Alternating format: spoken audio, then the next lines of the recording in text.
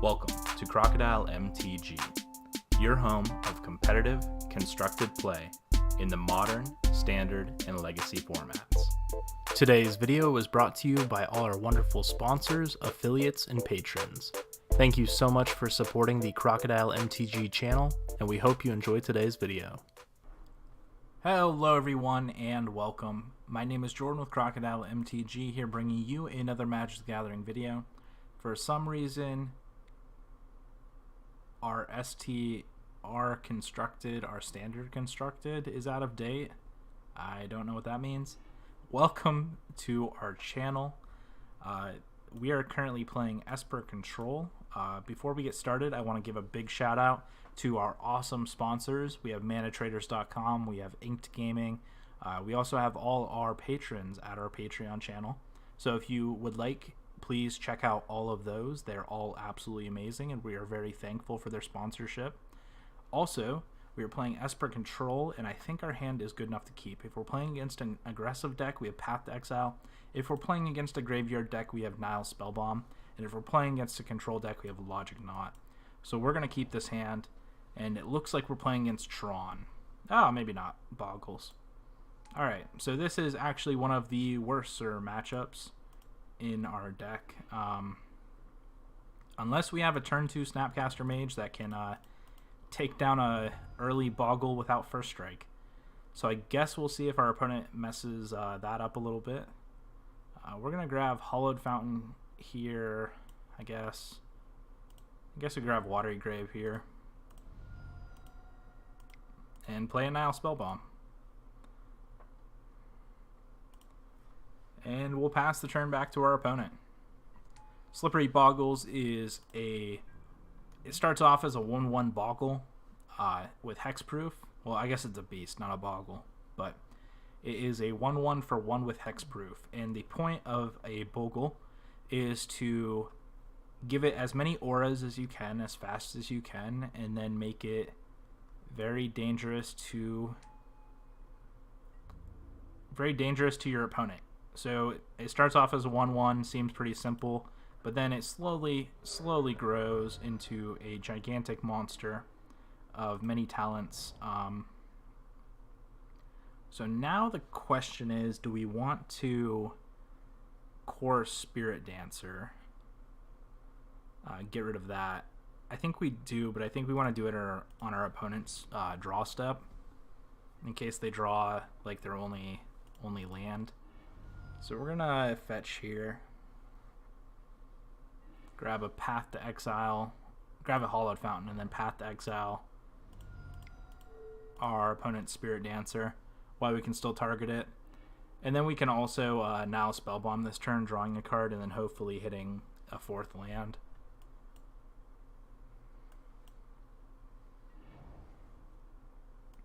The dangerous part about this, though, is now our opponent has access to put whatever they want on their Bogle, and that can be dangerous for us. So if they play this untapped, they're going to probably just dump their hand here, and one of them will probably have First Strike or some sort of evasion.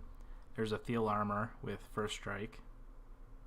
So we're able to block at least, but we're not going to get a ton of value off it. Here's a Glade Cover Scout. What we can do next turn is, if we draw a land off this Nile Spellbomb, we can actually Snapcaster, block, and then Path to Exile our own Snapcaster to make sure we hit a land the following turn. And then we can kind of rely on this Cryptic Command to get us the rest of the game. That being said, we're not under a ton of pressure right now, which is good. Alright, so I'm going to pay a black to draw a card. Alright, here's a Field of Ruin. I don't think that's going to bring us a ton of value, but we do have Negate now as well. I guess we pass the turn back and see what our opponent plays out.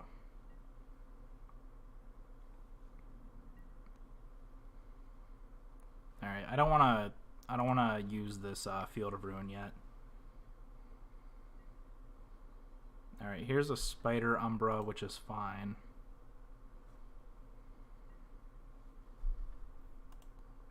Alright, our opponent's going to attack in here.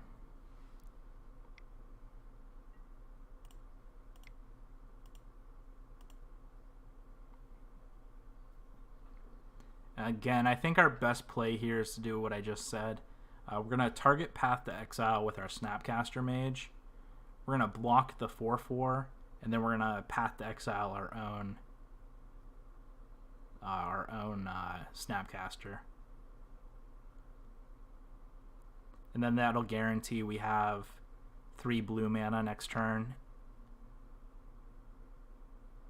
What are they playing here? Is there a flash enchantment I don't know about?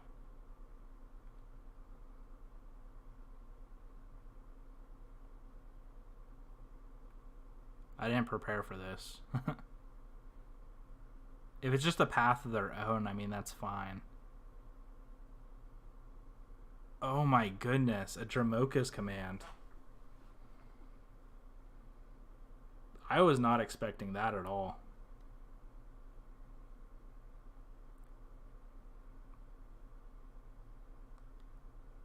Alright, so we're playing with fire now. Man, oh man. That was impressive, I have to say. Alright, we gotta pray we draw a land now. They Dramoka's command in response to our Snapcaster, so they weren't going to be able to, we weren't going to be able to use the Path to Exile in response. Yeah, there's a path, and I don't think there's 5, 6. Yeah, there's no way we can win this game. Alright, that was an impressive game from our opponent. So let's see what's in our sideboard now. Kalitas, I guess, is an okay card. Thoughtseize is good, especially if we're on the play. Detention Sphere's alright. Unmoored Settle's good. Unmoored Ego's okay. Unmoored Ego is one of those cards we don't really want, but if there's nothing else better, then we can be okay with that. Bees destroy target enchantment or Esper charm, so that's actually pretty decent. We don't want to completely cut our removal because our opponent still has shoot, what's it called? Core Spirit Dancer. Yeah, Spirit Dancer's the enchantment one. Alright, I'm gonna cut these Nile spell bombs. So let's take a look at our deck. The one nice thing about Kaya also is you can exile target non-land permanent with converted mana cost 1 or less, so we can't hit their Boggle creatures, but we can hit their enchantments with it. So do we really want Unworn Ego, or is there something better we can just play in instead? Because the thing is, if we stabilize and cut off their creatures and then are able to turn 3 cut more of their creatures, we can almost just win that way.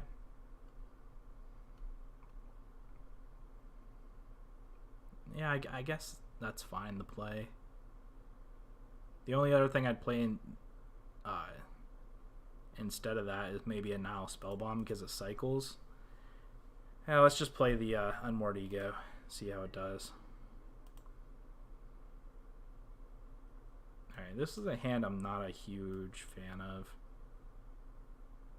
We have lands, we have decent spells, but I think it's still a mulligan. Alright, this has to be a mulligan because no lands. Alright, this is terrible. I almost want to keep that on top just so we can look at the top 2 cards and see if one's a land. Yeah, I guess that maximizes our chances of hitting our second land drop. We really can't get behind on this deck, so I'm not saying we can't get behind, I'm just saying we don't want to get behind, which we're already down cards, so if they don't have the turn 1 Boggle, that's kind of interesting.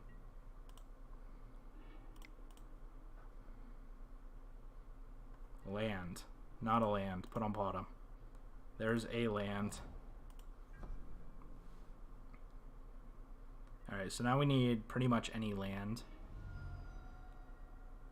Unless they smartly play... Okay, they don't play around the non-basic land, so this could be good for us.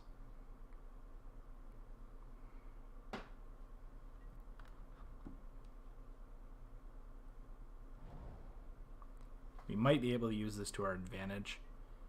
Alright, there's the Glade Cover Scout. There is a Rancor. Alright. I'm okay with this. So far, so good. Alright, not good. However, if our opponent does not play a first striking thing, we can play Snapcaster in response and then block. We'll take some damage because Rancor has trample, but if they don't have a first strike ability, which it looks like they probably do. Alright, this is not good. Alright, so what we need to do is draw something next turn. This is not a good situation. This is a very fast clock and a very aggressive clock. And it buys their opponent tons of time. Alright, another Field of Ruins, not atrocious, but again, it's not really something we want to see. Alright, I'm going to pause on their draw step and do this on their draw step. We're going to get...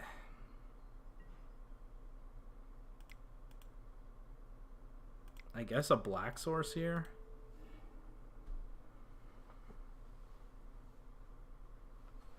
Alright, we're going to take out their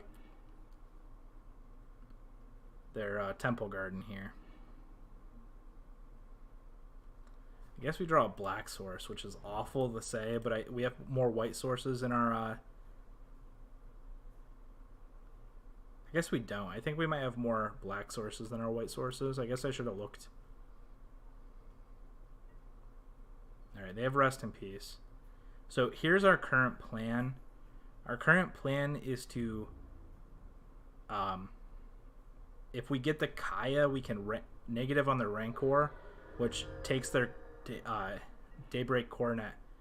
Oh my goodness, we're maximum punished here. Oh, that's so bad.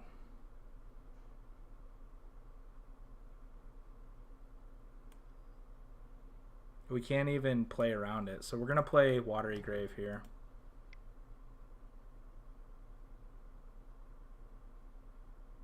There's so much that kills us next turn. I guess we have to pray they don't have the card to kill us.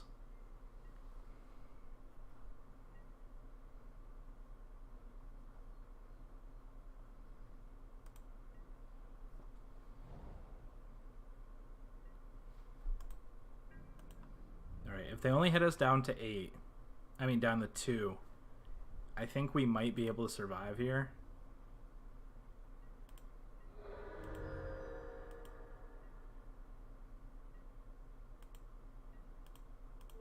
Alright, I'm going to take out their Thicket.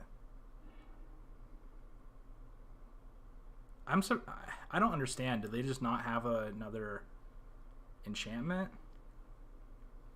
Alright, we have to grab our planes here. Alright, there's a very small chance we actually win this one. And this is how it starts. Kaya's going to take out Rancor, which is going to take off the Daybreak Coronet. And then we have to pray they don't have another card, and we have to draw a basic island next turn pretty much, or anything that we can use Snapcaster Mage to block. If they have any enchantment right now, we're dead. We just have to pray they don't. Maybe they're just drawing dead. Again, anything here.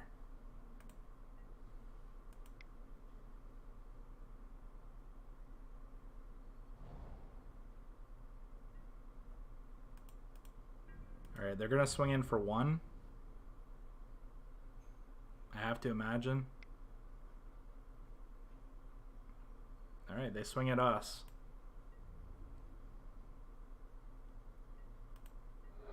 We do have outs here. I have no idea what they're drawing. Here's another Scout.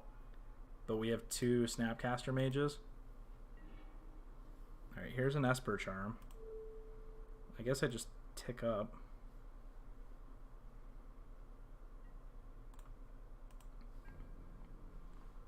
Alright, there's a small chance we can actually survive this. Maybe they just have like 2 more Rest in Pieces or something.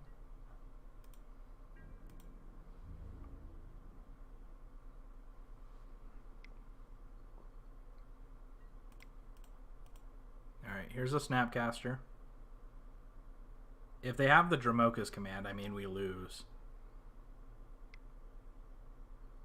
Do we lose to Dramoka's command twice?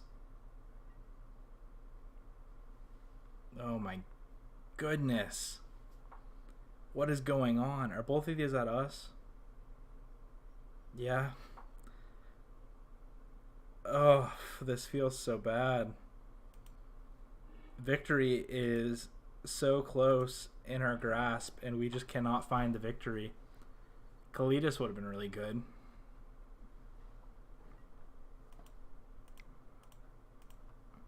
Snapcaster?